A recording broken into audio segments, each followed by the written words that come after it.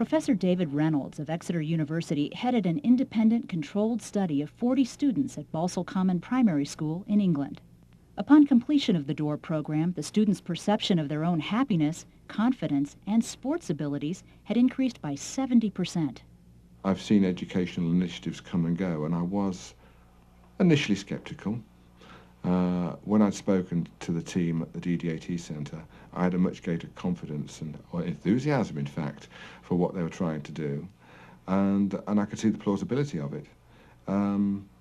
But I was really quite amazed with the changes I saw in these youngsters. I have always been used to treatments that are educational, not physiologically based. I've always been used to the kind of things that other dyslexia companies and institutions use, and I was very surprised by the scale of the improvement. The students' rate of progress in reading was more than 3 times the year before they went through the program, and in comprehension, their progress was almost 5 times. I have seen children transformed who were frustrated, struggling, and now performing at least as equally with their peers. And I'm saying to myself, we need to have more of this. There are studies that cause waves and studies that don't. This has caused enormous waves.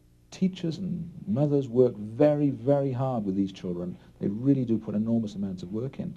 But it's a bit like trying to fill a sieve, and what you give them very often drains away. What we're doing is dealing with the physiological problem. It really means turning that sieve into a bowl, solving the problem at the physiological level, then enable good teaching afterwards to be much more effective.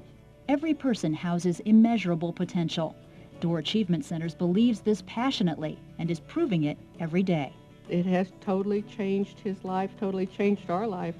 It's set our whole family free, I'll tell you that, because a family with an ADHD kid is as captive as the child is with the complications, the different behavioral patterns. I could always focus on stuff I wanted to.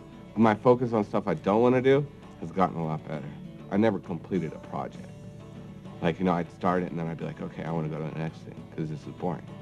But now I can actually complete stuff.